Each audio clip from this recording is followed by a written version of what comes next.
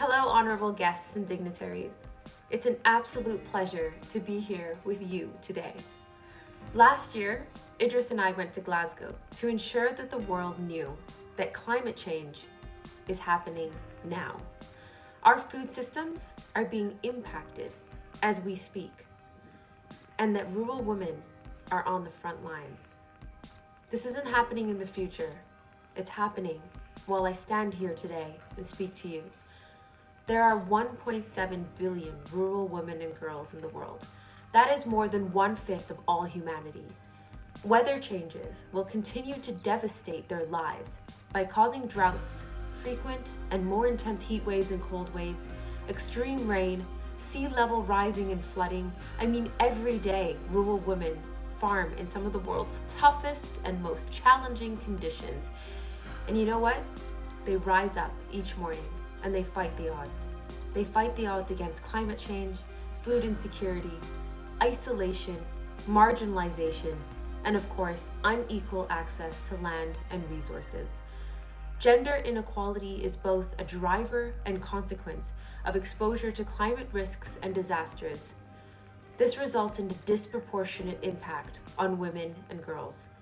As systemic discrimination tends to be amplified in times of disaster, women in rural areas are also often further marginalized by disasters and also by disaster responses. But we need to recognize that women are not vulnerable victims of shocks and crises. They have the capacity and they have the knowledge to become active agents of change.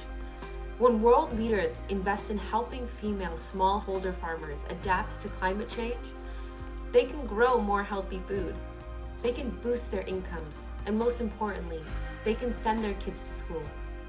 My name is Sabrina, and I'm a proud Goodwill ambassador for the United Nations International Fund for Agricultural Development, IFAD, because I care about rural women and girls, but also because I care about our food systems. That's why I am so honored to support the work of IFAD. This work will help shift action, investing on diverse knowledge, priorities, and capacities of both women and men to ensure stronger resilience and to ensure a world with zero poverty and hunger. My mother grew up in a small farming community in Somalia, and I learned from her how difficult life can be when you depend on the land to grow your own food, but also to survive. And I also learned from her about the power and strength of rural women to overcome adversity and to cope with everything life throws at them. Trust me, I've seen her do it. Studies show that empowering women is linked to higher food production, and get this, better child nutrition, lower rates of poverty, but also greater access to education. And IFAD's experience shows time and time again that when women get the right support and investments, they can be business entrepreneurs, they can be community leaders.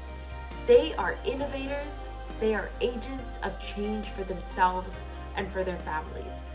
And what they want, what they need is the investment.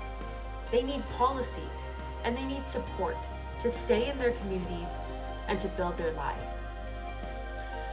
IFAD is a leader in smart investments that empower rural women.